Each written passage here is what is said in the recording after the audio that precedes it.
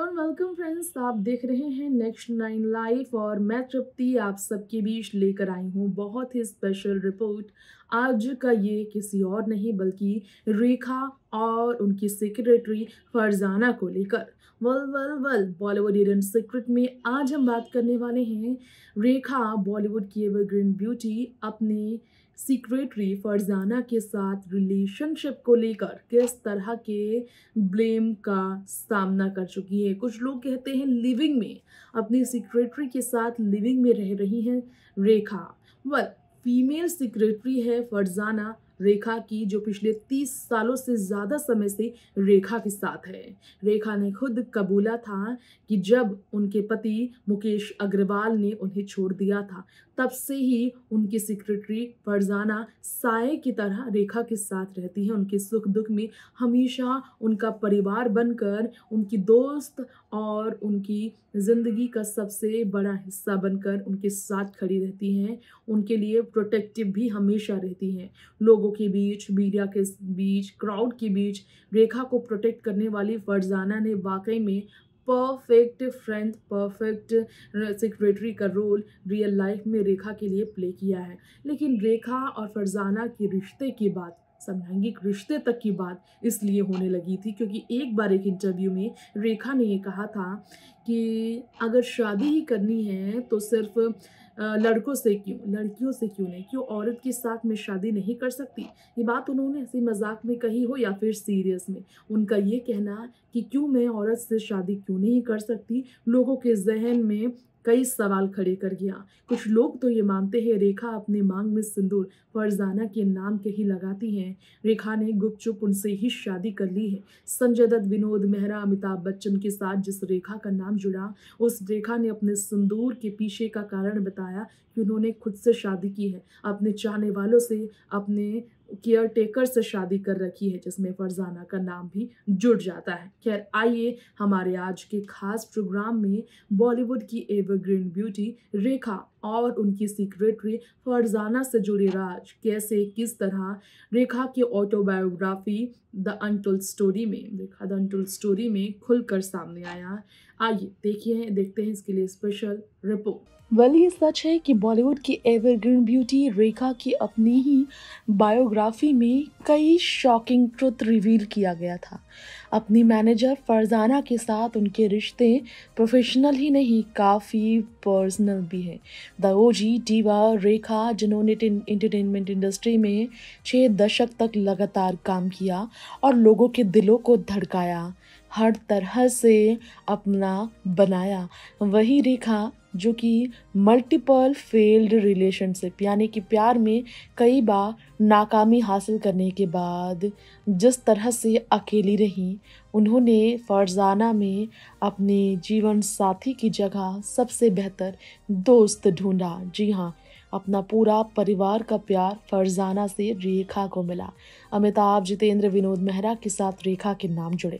90 के दशक में मुकेश अग्रवाल के गुजर जाने के बाद रेखा काफ़ी ज़्यादा इमोशनल हो गई थी, जब उनके पास कोई नहीं था। और ऐसे में आपको बता दें, उन्होंने कई राज से पर्दा तब उठाया। एक किताब में ये खोला गया था राज कि रेखा का 30 साल से अपनी क्लोजेस्ट फरजाना के साथ रिश्ता है और फरजाना को ही रेखा अपने बेडरूम में आने की इजाज़त देती। इसके अलावा रेखा के बेडरूम में जाने की किसी को भी इजाज़त नहीं। यासिर उस्मान ने पढ़ा उस किताब में एक एक शब्द कि रेखा जो है, आपको बता दे इस खास रिपोर्ट में रेखा किस तरह के रिश्ते को लेकर अपनी बात करती हैं। रेखा और फरजाना के बीच रिश्ता रहा, इस तरह के सजेशंस देते हैं किताब। और मुकेश के निधन के बाद रेखा बाईसेक्सुअल होने को लेकर अफवाहों का शिकार हुई थी और इस तरह से रेखा इल्ज़ामों को सहती हुई भी हमेशा फरजाना के सपोर्ट में खड़ी रही। फरजाना एक परफेक्ट पार्टनर है रेखा के लिए। एक किताब में लिखा गया कि जिस तरह से उन्हें कंसल्टेंट और फ्रेंड और सपोर्टर के तौर पर फरजाना में सब कुछ रेखा को दिखा। रेखा सिंपली उनके बिना रह नहीं सकती। रेखा ने हमेशा अपनी सीक्रेटरी फरजाना पर विश्वास किया और उनकी लवर भी फरजाना कहलाती हैं।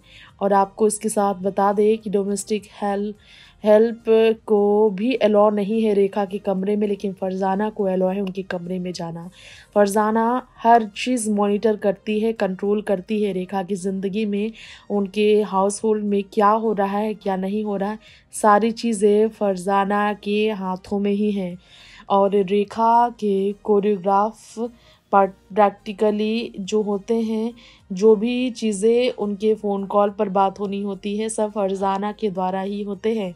फरजाना जो कि हर तरह से कोशिश करती हैं रेखा की लाइफ को पूरी तरह से कंट्रोल करने की।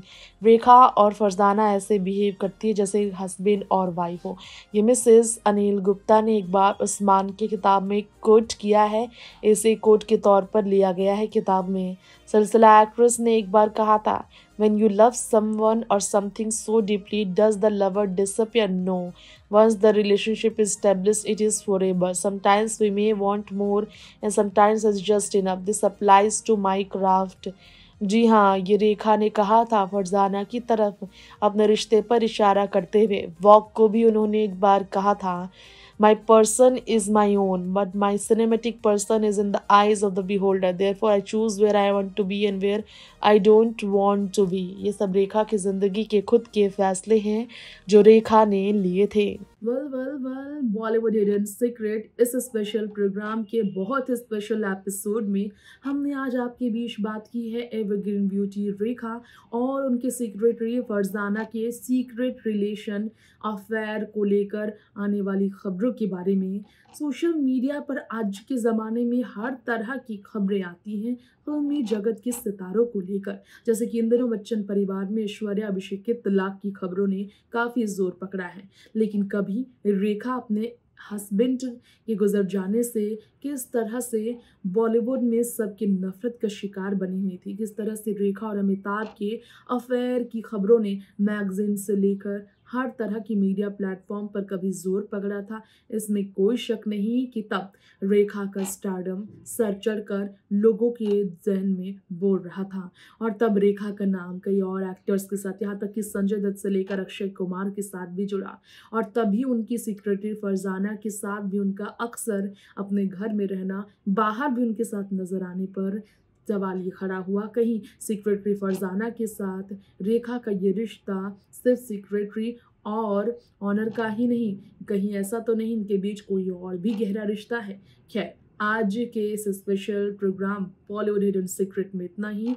तमाम ऐसे ही स्पेशल खबरों के साथ बने रहने के लिए, टॉप सीक्रेट्स जानने के लिए देखते रहें आप हमारा चैनल नेक्स्ट 9 लाइव, और बाकी एक भी अपडेट मिस ना करने के लिए इस चैनल को सब्सक्राइब करें और बेल आइकन को दबाना बिल्कुल ना भूलें। Bye bye and